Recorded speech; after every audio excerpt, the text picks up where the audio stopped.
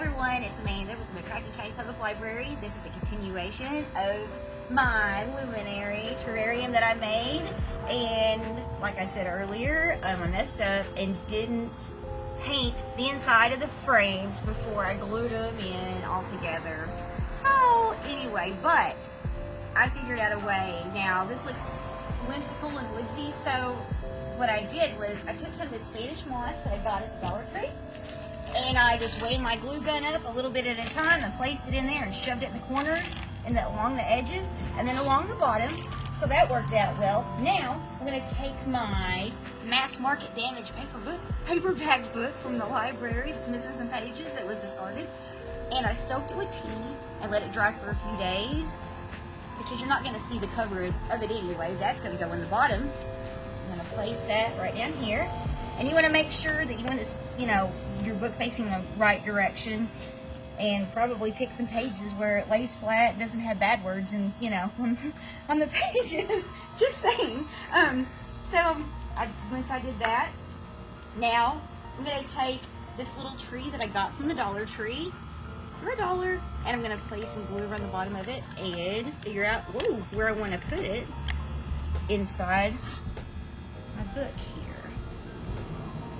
And you might have to play with it and adjust it, but I want to make sure it sticks, and I think it's going to. And now here is my little sleigh that was a Christmas ornament that I got at the Dollar Tree, and what I did was put some potting soil in the bottom of it with a little bit of moss, and this is a piece of a Christmas cactus, and you can also use sedum. That's another succulent, and these little plants don't need a lot of water at all, so this is ideal for this. And like I said, this was a Christmas ornament for $1. I just clipped off a little metal piece that had the twine that hangs from the tree. Just clipped that off, got rid of it, and now I'm going to glue this inside.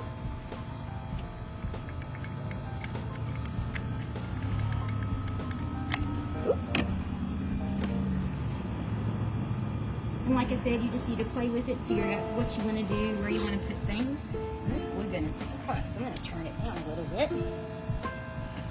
Just for good measure, one more dot. Here. And here. And one more right down here, just so it kind of adheres better. Alright, now, I'm going to set this off to the side. And here comes my snow. I got this. I believe this came from Hobby Lobby or Michael's, but you can get this online.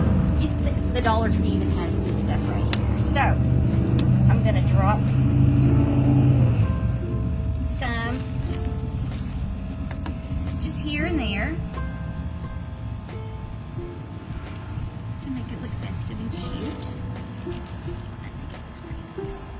What do you think, Justin? I think it looks awesome. Justin's recording this for me. He's a good helper.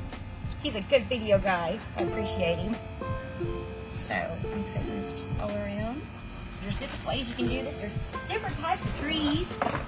And now, you can even add more trees. And I've got these little silver trees also. But I wanted to stick with green since I'm going with like more of a woodsy feel. So, I'm going to stay with that. And I've got these little lights. You can get different types of lights, these LED lights. These came from the Dollar Tree. They're red, they're really cool, but I didn't have batteries for them. But, make it your own. There's all kinds of cute, inexpensive ways that you can do this. So, just getting a feel for it and doing it. And this would be a cute project for kids too. Minus the glue gun, I would definitely watch children with that. So I'm just gonna